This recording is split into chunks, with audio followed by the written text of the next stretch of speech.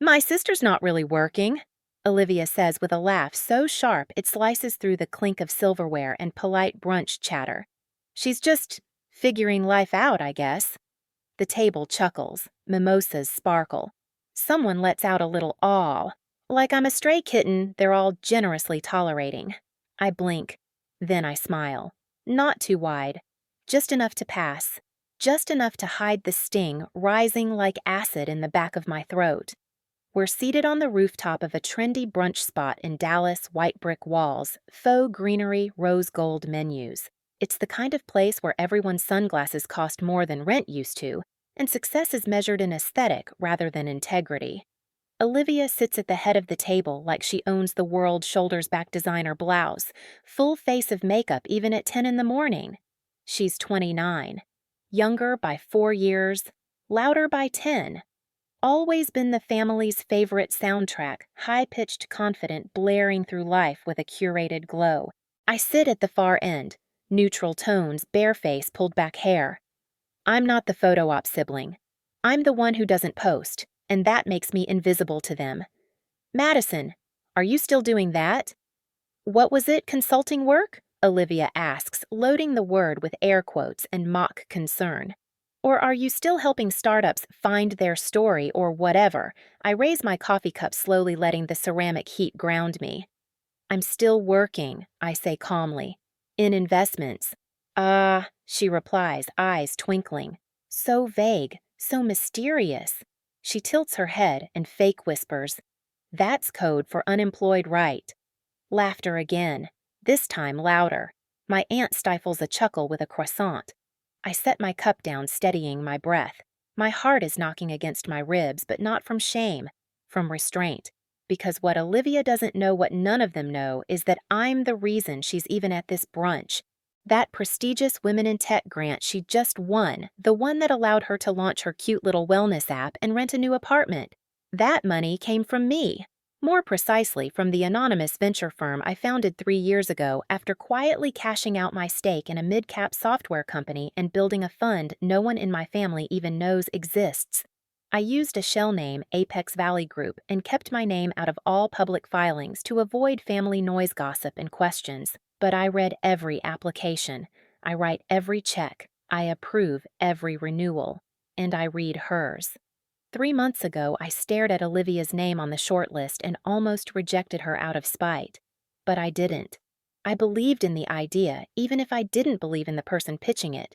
I gave her a shot, gave her money, and now here I sit, listening to her humiliate me while sipping on a $17 smoothie funded by my bank account. Anyway, Olivia says, flipping her perfect curls over her shoulder, we can't all be boss babes, I guess. My cousin snorts. My mom looks away. And I breathe in. I breathe out. Then I say, that's true, we can't. I glance down the table. Linen napkins, empty champagne flutes, my little niece playing with a spoon. No one here knows that in 4 days Olivia's grant is up for renewal. And guess who gets final approval? Me. After brunch, as we wait for valet, Olivia turns to me with her signature patronizing smirk. I'm serious, Mads. You should really think about doing something with your life. You're too smart to waste it on side gigs. She's wearing sunglasses now, but I can still see her eyes. They're gleaming with something that looks like victory. I nod slowly, holding her gaze. Thanks for the advice. She shrugs, already scrolling through her phone. The valet pulls up with her car, a sleek silver Audi SUV she leased the week after the grant came through. I'll send you a link to my new podcast, she says over her shoulder as she climbs in. It's about real entrepreneurs. I wave. Then I walk to my car, a nondescript black hybrid, and sit for a long minute with my hands on the wheel. I could cut her off. Right now. I could cancel her renewal before the end of the day, cite misrepresentation, even flag the false metrics in her report. But I don't. Not yet, because I want her to see it, to feel it, to understand that the nobody she mocked was never a nobody at all, that the cheap job she ridiculed is the reason she ever got a chance. And when she finds out, truly finds out, I want it to be in front of everyone she's tried to impress. Because sometimes silence is a setup, and I've waited long enough. Olivia and I used to be inseparable. Growing up in Cincinnati, we shared a tiny room with bunk beds and one closet that never quite closed. On rainy days, we'd build pillow forts and pretend we ran empires. Hers was always fashion-based. Mine involved computers and made up business deals. Our mother worked 2 jobs. Our father left when Olivia was 7 and I was 11. That was the day I stopped pretending. I became the responsible one, the fixer, the planner. Olivia became the performer. She discovered early on that charm could get her what rules couldn't. A forgotten homework assignment, flash a grin and call it a creative delay. A late credit card bill cried to mom about how nobody taught her how to budget. Meanwhile, I was balancing schoolwork and FAFSA forms just to keep my future intact. By the time I graduated with a degree in systems engineering and moved to Texas for my first job, Olivia was already racking up Instagram followers and dreaming of influencer fame. I didn't resent her, not at first. She was different, and I admired her sparkle even if I didn't trust it. But things changed when Mom got sick. It started with fatigue, then memory lapses, then the diagnosis early onset Alzheimer's. I flew back every month to help with paperwork, medical appointments, house maintenance. Olivia flew in only for the holidays. She'd post a filtered picture with Mom and a caption about family being everything before disappearing to brunch with friends. One night after Mom forgot my name for the first time, I called Olivia. "You need to come home," I said. "Soon." "This is getting bad." Her voice on the other end was distant. "I just signed a contract with a sponsor. I can't reschedule. It's a huge opportunity." There was a long pause. Then I said something I'd never said before. "You're selfish," to which she replied. "And you're bitter. Just because you chose the boring life doesn't mean I have to." She hung up. That was 3 years ago. After Mom passed, I didn't speak to Olivia for over a year. I buried myself in work. By then, I had left my second job at a mid-size firm and started freelancing in systems consulting for early-stage startups. The money wasn't amazing, but it gave me time to build something of my own, a fund that would support women entrepreneurs who were often overlooked by male-dominated venture capitalists.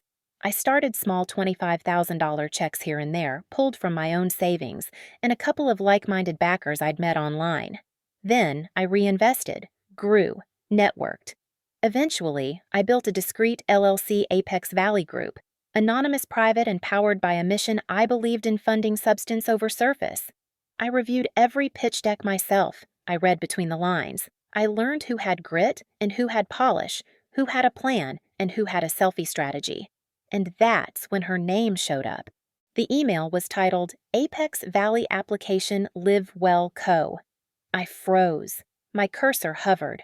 Olivia had applied. Under a name I instantly recognized, complete with a soft pink pitch deck, an overly bubbly video intro, and a marketing-heavy tagline, helping millennial women heal holistically, one crystal at a time. I almost laughed, but then I saw the numbers. It wasn't terrible. The business model was naive, but the concept had potential: digital wellness tools for underserved communities, guided mental health journaling partnerships with local therapists. I clicked on the Founder's Statement tab. As someone who has overcome anxiety and generational hardship, I know how hard it is to be taken seriously. I want to change that. The irony stung. Generational hardship. She'd been floating on support systems her whole life. Systems I had either built or cleaned up after. But still, I saw something. Maybe potential. Maybe the ghost of the sister I used to build pillow forts with. I brought her application to my advisory board. They approved it. I signed the funding papers that week, $50,000 in seed funding with a 6-month renewal clause. I didn't expect a thank you. She didn't know I was behind it. But I also didn't expect the immediate transformation Olivia underwent. Suddenly, she was a founder. She started speaking at small panels, posting about breaking glass ceilings and writing blog posts about how grit beats luck. She never mentioned her team. She never mentioned the fund. She never once acknowledged that someone had believed in her enough to back her. And then, just a few weeks later, I saw the video. It was a clip from her Instagram stories. She was poolside holding a mimosa. A friend off camera asked, "Hey, Liv, isn't your sister like unemployed or something?" Olivia laughed. "I think she says she consults, but honestly, she's just kind of floating. You know, creative soul. No ambition. Bless her heart. I watched that video 5 times, not out of shock, but out of confirmation. The truth was, she hadn't changed at all, but I had, and I was done pretending otherwise. It started with a flagged invoice. One of my analysts at Apex Valley forwarded it to me with a polite note. Something feels off here, metrics don't line up with funding terms. The invoice was from LiveWell Co. Olivia's company. It claimed expenses for international wellness partner outreach, supposedly to create global connections for the app. Flights to London and Paris, lodging at a boutique spa, high-end meals labeled as client strategy sessions. It totaled over $8,000. I stared at it in disbelief. The grant agreement capped travel expenditures at 10% of the initial funding. Olivia had blown through that in 1 quarter and labeled it business development. There were no accompanying partnership letters. No pilot programs, no ROI breakdown. Just receipts. Lavish ones. I dug deeper into her quarterly report, the one she'd submitted last week. It was fluff stock photos, buzzwords, and vague engagement metrics with no actual user data. Her claims about the app's performance were exaggerated, if not outright false, and buried near the bottom of her report, a screenshot of a fake testimonial from a therapist who, after 2 minutes of searching, I confirmed didn't even exist. My stomach dropped. It wasn't just bad accounting, it was fraud. I didn't want to believe it. A part of me still held on to some quiet hope that Olivia was just sloppy, immature, reckless, yes, but not malicious. But then came the fundraiser gala. Apex Valley had sponsored a table at a tech and wellness event in Austin. I wasn't speaking that night, just attending to meet other founders and investors. I wore a navy jumpsuit, hair pulled back, name tag pinned discreetly Madison Pierce, AV Group. Olivia was there too. I spotted her across the ballroom in a bodycon dress that cost more than her business expenses. She was surrounded by a half circle of guests, laughing loudly, gesturing with a flute of champagne in one hand and her phone in the other. I started to walk away. Then I heard my name. My sister. Oh, bless her, she's kind of lost. She was working in software, then consulting, but now she just drifts. Still trying to find herself, I think. I support her, though, emotionally, I mean. It's important to lift up people who don't quite land anywhere. Someone chuckled. Another guest murmured, "That's so generous of you." And Olivia smiled, warm, radiant, proud of herself. Like she was telling a noble story. Like she was the hero in my failure. I turned back toward her, walked directly into the circle. "Excuse me," I said, keeping my voice even. She turned. Oh my God, Mads. She beamed as if we were best friends reunited. "Didn't know you were here? Come meet, I'm Madison Pierce," I said, addressing the group. CEO of Apex Valley Group. The temperature dropped. Someone whispered, "Wait." Your Apex Olivia's face went blank. Not embarrassed, not apologetic, just frozen. I turned to her slowly. "Nice to finally meet the founder of LiveWell in person. I've been reading your progress reports closely." Her smile faltered. Wait, you? You received our startup grant last fall." "Through Apex," I said clearly. "That's me." I watched the color drain from her face like ink seeping from a broken pen. That was the moment the room shifted. People who had laughed with her now looked away. A few glanced at their phones. Others exchanged raised eyebrow glances.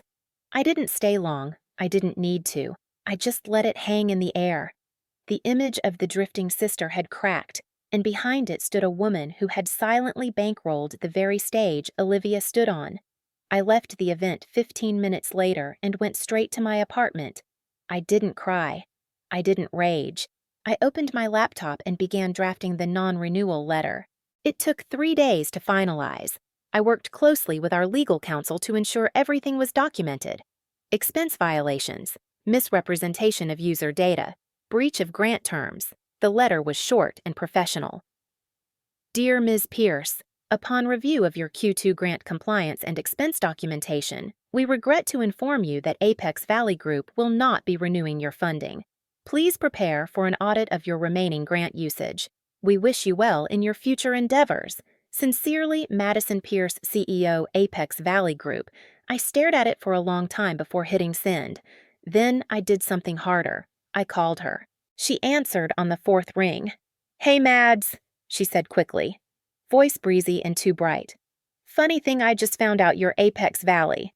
How crazy is that I didn't respond? "So listen," she continued about that gala. "I think you caught me in the middle of joking around. You know how I talk when I'm nervous, right? I'm not calling to debate your charm," I said. Silence. "I'm calling to inform you that your renewal's been denied. You violated the grant terms, Olivia. Multiple times." Her tone turned sharp. "Wait, what, you're cutting me off? That's ridiculous. You can't, I can, and I am. You're doing this to punish me," she snapped, "to embarrass me." "No," I said calmly. "I'm doing this because you took money meant to build something real and used it to build your image." She was quiet for a beat, then hissed, "You're jealous." That made me laugh, not bitterly, just tiredly. "No," I said again. "You're just finally meeting the version of me who doesn't stay quiet," and I hung up. I thought cutting her off would feel like justice, like finally flipping the switch after years of swallowing the bitterness she served me by the spoonful.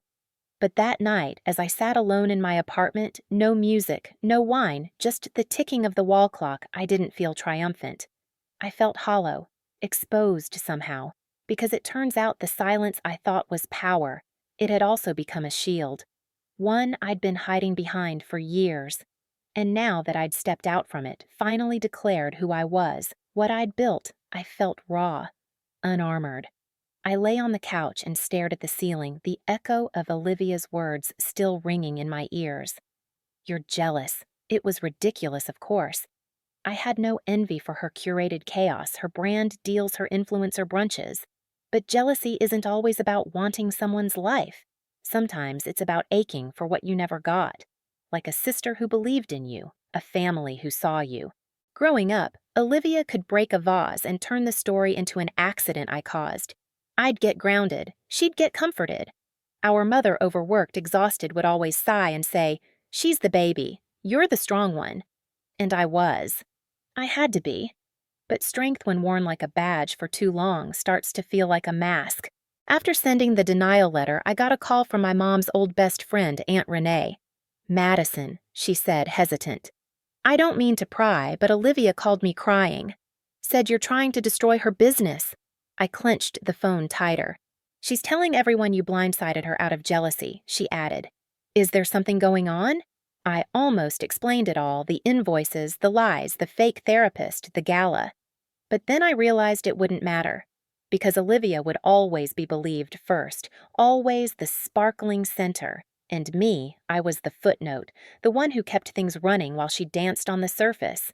I just followed policy, I said instead. It was a business decision. There was a pause, then Renee sighed. "I hope you two can work it out. You're sisters. Sisters." The word landed with a dull ache in my chest. That weekend, I walked through Zilker Park alone. It was spring in Austin bluebonnets, blooming families having picnics, dogs running off leash. Life oblivious to my inner war. I watched a little girl helping her older sister fix a kite string. They were laughing, arguing, chasing the wind. I felt my throat tighten, because once upon a time that was us. Before ambition, before betrayal. Before ego warped everything into a quiet rivalry neither of us acknowledged, but both lived inside. That night, I dug out an old shoebox of letters from my closet. Mostly school papers, photos, some birthday cards from when Mom was still lucid, and one folded note from Olivia scribbled when she was 12. "Dear Maddie, when I grow up, I want to be like you. You're smart, and you never give up, and you make people feel safe, even when I'm annoying. I think you'll be famous someday. Or rich, or both. But I hope we still live close by. Love, Liv." I read it twice, then a third time. And I cried. Not because I missed her, but because I missed the possibility of her. The one who hadn't yet learned how to lie to get what she wanted. The one who saw me not as competition or comparison, but as a compass. The next morning, I almost called her. Almost. But I knew it would just be another performance, another deflection, another sharp smile followed by a bitter barb. So instead, I called my mentor, Elise, a former startup founder who had once lost everything and rebuilt from scratch. She answered on the first ring. What's wrong? I told her everything, start to finish. When I was done, there was silence on the line. Then, you didn't hurt her, Madison.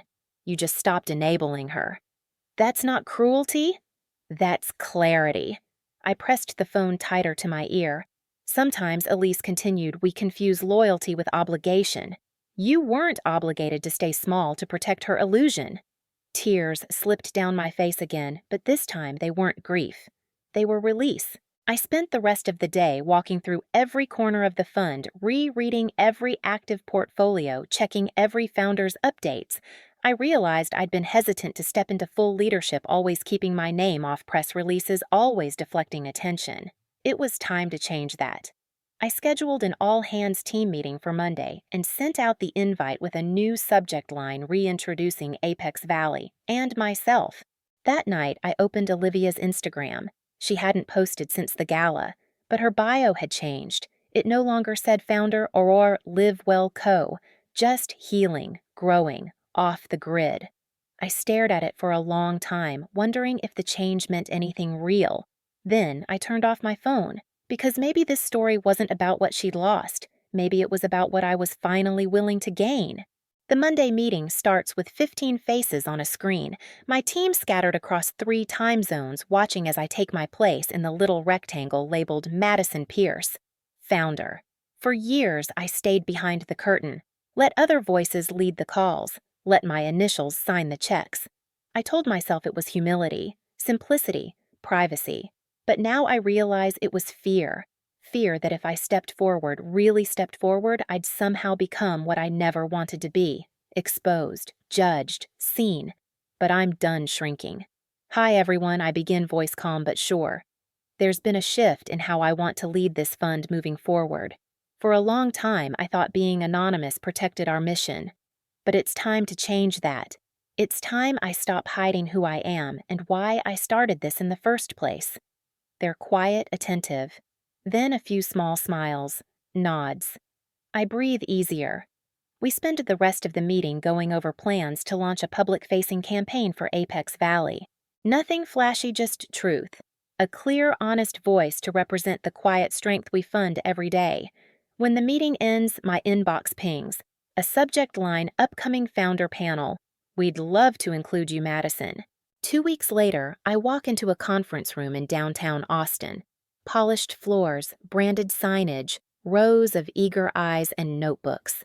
The panel's topic, Funding Fearlessly, How Female Founders Change the Game. I'm seated between 2 CEOs I once only dreamed of meeting. Now we're sharing a stage. When it's my turn to speak, I tell them about Apex, not the brand, but the belief behind it. Women are often told to pitch like men, to sound bolder, talk faster, raise more. But I started this fund because I believe our power is not in mimicking loudness. It's in honoring resilience, patience, clarity. We don't need more noise. We need more substance. Applause follows, but what really matters is what comes next. During the break, a young founder approaches me. Her eyes are glassy with nerves and her hands tremble slightly as she holds out her prototype app. I didn't think I had a shot at funding until I saw you speak, she says. You made me feel like maybe I don't have to change who I am to be taken seriously. I take her app, and I realize something. This is the real return on investment. Later that week, Olivia texts me. Just one line, can we talk? It takes me a full hour to respond. Not because I'm angry, but because I want to make sure I'm answering as me, not the sister who used to bend backwards to keep the peace. I'm free, Thursday afternoon, at the cafe on 7th, neutral ground. Fine, she replies, 2 p.m. I stare at the screen for a long time. Then I close the phone and go back to reviewing founder proposals, because my life is fuller now, and it no longer revolves around the next time Olivia decides I'm worth her time. Thursday arrives. The cafe is nearly empty when I get there. Warm light wood tables, soft acoustic music humming in the background. I order chamomile tea. She arrives 10 minutes late in a pale trench coat and oversized sunglasses. Still dramatic, always performing. She sits across from me without saying hello. Then you really embarrassed me. I nod slowly. You embarrassed yourself. I just stopped protecting you from it. She winces. I didn't know you were Apex. That's the problem, I say quietly. You never asked. She leans back. So that's it. You destroy my business and get to walk away feeling like the bigger person? No, I say. I denied a renewal for someone who misused funds and fabricated reports. That would have happened whether we were related or not. She looks away, jaw tight. There's a pause. Then softer, I didn't know how to build something real. I thought if I acted like I belonged, it would eventually feel true. I let that hang there. I believed in the idea, I say. I really did. But you weren't ready. And instead of asking for help, you pretended.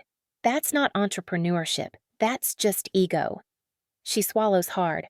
I was always jealous of you, you know. That catches me off guard.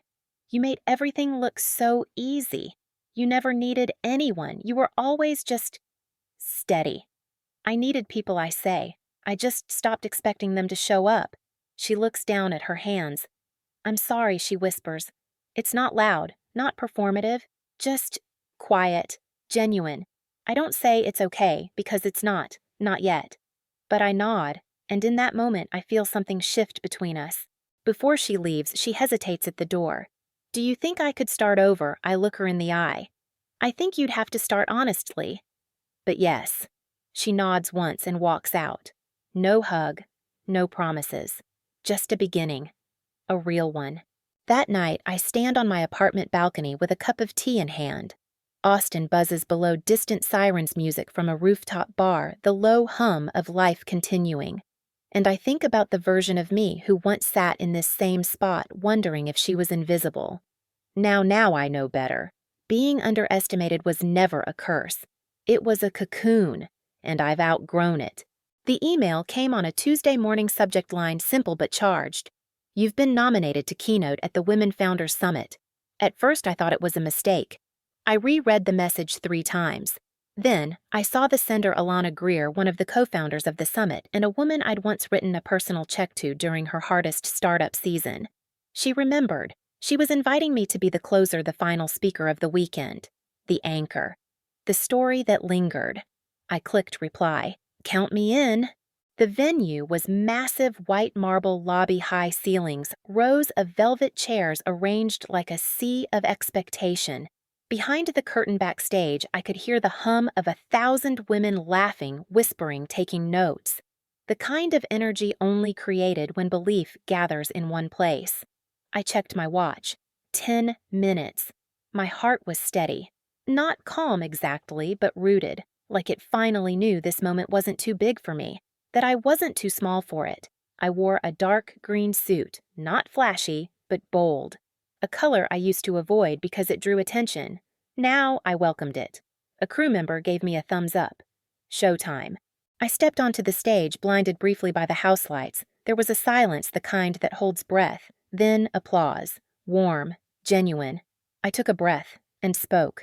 I'm Madison Pierce, I began, and for a long time I was a ghost in my own story. I told them about Apex Valley, about funding 32 startups in 3 years, about quietly watching women rise, cheering them on from behind a spreadsheet and a silent signature. Then I told them why I stayed silent, and why I stopped. I believed that staying anonymous protected my mission, I said, but what I was really doing was protecting other people's comfort zones, including my own family's. I paused, and then especially my sisters. I told them carefully about Olivia, not as a villain, but as a mirror. A reflection of what I feared I might become if I ever claimed my power too loudly. The room was still. I looked out and saw dozens of eyes watching wide and blinking, and among them in the 3rd row from the stage, Olivia. She was seated between 2 founders, no fanfare, no phone out. Just listening. I kept going. I used to think that humility meant hiding. That being modest meant being invisible. But the truth is, you can be proud and quiet. You can be loud and kind. You can take up space and still make room for others. I closed with this. You don't owe anyone your silence just because they're louder than you, or prettier, or family. The applause was different this time. It was thunderous. And Olivia clapped too. After the session, there was a line of women waiting to speak to me. One had tears in her eyes. Another just hugged me and whispered, "Thank you for telling it straight." Eventually, the line faded, and Olivia walked up. She wore no makeup, her hair in a low knot. She looked like someone who had walked through a storm. "Can we talk?" she asked. I nodded. We found a quiet corner behind the curtains. For a moment, neither of us spoke. Then softly, she said, "I watched you up there and—" It hit me. "You didn't destroy me." I raised an eyebrow. "You saved me," she continued, eyes wet, "by stopping me before I became someone I couldn't come back from." I didn't speak. I wanted her to finish. I thought building a brand was enough. I thought performance could replace purpose. But watching you talk, that was real. That was what I was chasing without even knowing it. I took a slow breath. "I don't hate you, Olivia," I said quietly. "But I won't protect the version of you that hurts people, including me." She nodded, lips trembling. "I know, and I'm sorry." She meant it. This time she truly did. We didn't hug. There was no montage music, no cinematic reunion. But there was honesty, and that was enough. For now. That night, as I lay in my hotel room bed, the city glowing beneath my window, I realized something that made my eyes sting. I was no longer waiting to be seen, because I had seen myself clearly, fully, and invited the world to do the same. No more ghost, no more footnote, just Madison Pierce, CEO, founder, and finally free. A month later, I get an invitation. Not to a gala, not a podcast, not a women in business brunch. A letter handwritten addressed in Olivia's looping script. Inside is a small card, cream-colored, embossed. "You are cordially invited to the official relaunch of Live Well Collective.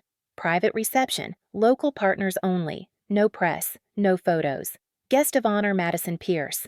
I sit at my kitchen table, the card trembling slightly in my fingers.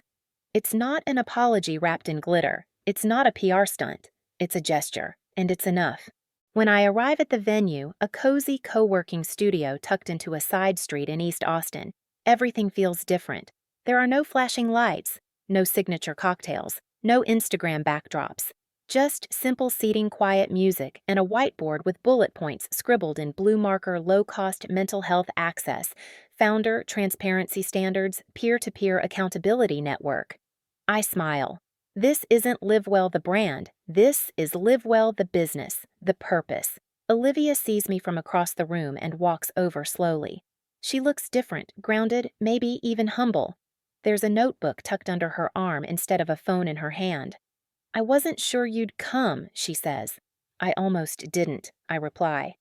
"But I wanted to see what you'd do when no one was watching." She nods, not defensive, not pleading, just present. "Come meet my new team," she says. "They're actual therapists this time, and one financial coach who terrifies me in a good way." I follow her, and for the first time in years, it doesn't feel like I'm walking into a trap or a performance. It feels like I'm walking alongside my sister. Later that evening, she hands me a check. It's addressed to Apex Valley Group. "Consider it repayment for the Paris mistake," she says, eyes steady, with interest. I don't protest, because growth deserves acknowledgement, but it also demands accountability. I accept the check, then I hug her. Short, real. Then I leave. Back at my apartment, I sit down with a pen and my old leather-bound notebook. I flip past the pages filled with startup goals, VC targets, and scribbled names of women I've backed over the years. I start a new page, title it What I Know Now, and I begin to write. 1. Hidden strength isn't weaker. It's just quieter. For too long, I believed power had to look a certain way, loud, confident, constantly visible. But the truth is, some of the most powerful people I've met are quiet, observant, relentless beneath the surface. I used to be ashamed of my silence. Now I honor it. 2. Family can fail you and still be worth forgiving. Olivia betrayed me, repeatedly. But when she finally looked in the mirror, really looked, she came back not for validation, but for truth. I don't forget the past, but I also don't let it define our future. 3. Success isn't how loud the world claps. It's how deeply you believe in what you've built. I stood on a stage. I heard the applause. But what lingers most is the founder who approached me after hands trembling, voice shaking. She didn't want to be famous. She wanted to feel possible. That's who I do this for. That's who I was. I close the notebook and exhale, not the tired kind, the peaceful kind. The kind that says, you did it. Not just the fund, not just the keynote, but the becoming. A few days later, I walk into the Apex Valley office, our first physical office, freshly leased in downtown Austin. My team is already unpacking boxes, laughing, plugging in laptops. I pause in the doorway. So many versions of me led up to this moment. The invisible sister. The spreadsheet queen. The ghost behind the checkbook. And now I'm all of them and more. My assistant waves me over. There's someone here to see you, she says. Didn't have an appointment, but said you'd want to meet. I frown. Who? She shrugs. Didn't catch her name. I round the corner into the small waiting room. A young woman, maybe 24, stands up nervously. She wears glasses, jeans, and a worn-out hoodie with STEMinist printed across the front. Hi, she says, cheeks red. Sorry to just show up. I'm Nora. I saw your summit talk and I've read everything about Apex. I don't have a pitch deck yet or funding, but I have a product. I built it in my dorm, and I didn't know who else would take me seriously. She opens her backpack and pulls out a rough prototype, a health tracking wearable for low-income teens. I smile, wide, because I see it, the fire, the purpose, the quiet determination. I reach out my hand. Let's talk, Nora. And we do. Because this is the work. This is the revenge. Not the applause. Not the stage. But turning everything they underestimated in you, your silence, your kindness, your steady climb into a life so full of meaning that their opinion no longer matters. They called me invisible. Now I fund futures. They called me weak. Now I write the checks that rewrite the world. And Olivia, she learned too. We both did. Some stories begin with betrayal, but the best ones, they end in becoming.